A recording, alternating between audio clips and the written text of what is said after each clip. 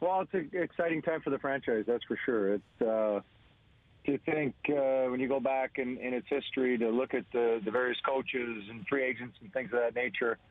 It's been hard to draw players and hard to draw, elite level coaches and especially a coach of Q's pedigree. You look at his coaching record. I think it speaks for itself with 3 Stanley Cups, but second most wins of any coach in history, I think, is equally as impressive. So we're excited. It certainly wasn't an indictment on Bob Boughner. I think, when a coach of his stature is available, you want to try to take a swing, and I think Dale was very upfront with Q about that, and he appreciated it. Well, you know the market, Chris. I mean, it's not a conventional hockey market where if Quenneville was hired in Toronto or Montreal or Canadian City in general or the Rangers or whatever, immediately, pressure would come with that. Okay, you've got one of the winningest coaches of all time, a guy with cup pedigree. Now you got to start amping it up. I'm not sure how, South Florida is going to react to this news, but internally, now that you land this big fish, I mean, what kind of pressure comes with it to really start, moving up the standings? Well, I think there should be a lot of pressure, to be honest with you, on all of us. But I think most importantly, the players. We've now had another coaching change. You would like stability. You'd like buy-in on all fronts. I think when you look around the league and you look at teams that have stability, they've got buy-in from the players, from coaching staff, management. Everybody's on the same page, and I think with this hiring, I think it's the first step in hopefully a succession of steps in the right direction.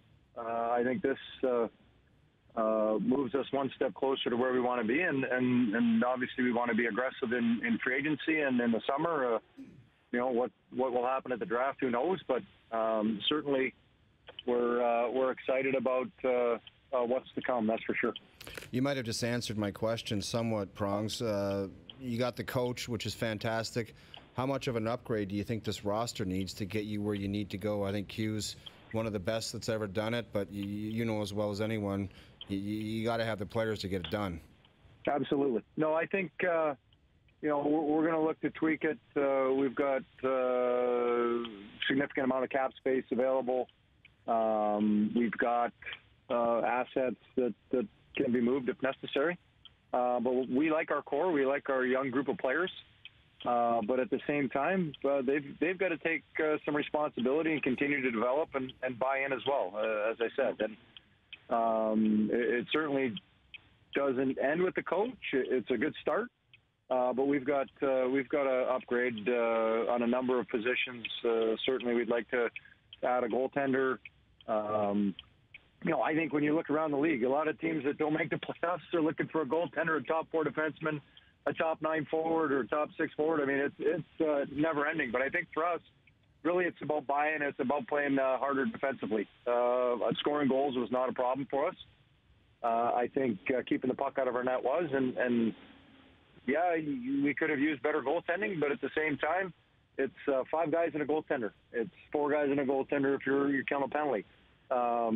There's buy-in on all fronts, making good decisions with pucks and playing winning hockey.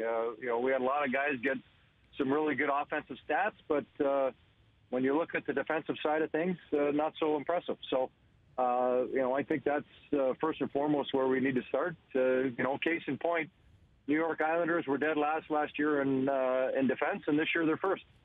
And their group, other than losing Tavares and gaining a goalie in Leonard, is pretty much the same.